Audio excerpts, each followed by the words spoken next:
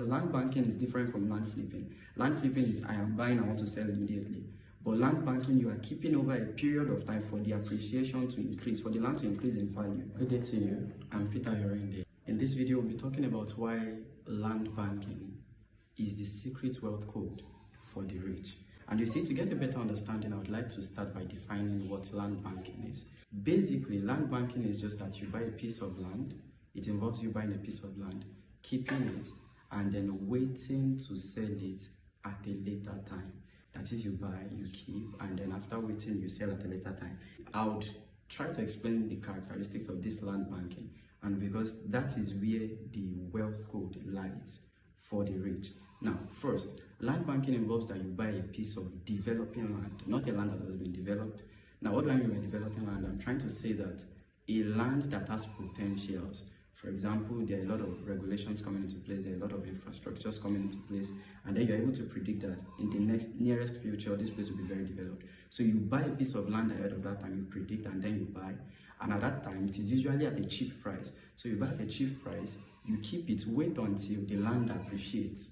And then after it has appreciated, you then sell it. So that is what land banking is all about. It helps to build wealth over a period of time, and you know, wealth is a process. Wealth is never rushed. Wealth is built process by process, and this is why land banking is called the secret code of the rich. Now, I'm also certain that you want to join the wealthy by tapping into their secret codes. So what are some things you need to consider? Now, I'll just talk about 4 things that you might consider. The first is the location. Now, what do I mean by location? I'm trying to say that before you want to land bank, or before you want to buy a piece of land for sale, I mentioned earlier that it must be a developing place.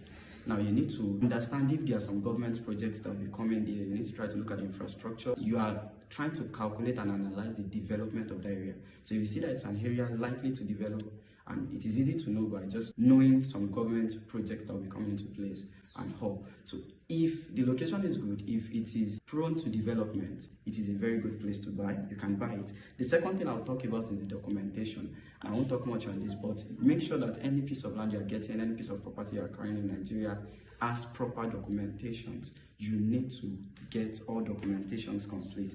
Now, number 3 is owning the land. Now, this is Nigeria, and you need to, after you've purchased your piece of land, because you'll be keeping for a long period of time, you need to own. Now, what do I mean by owning?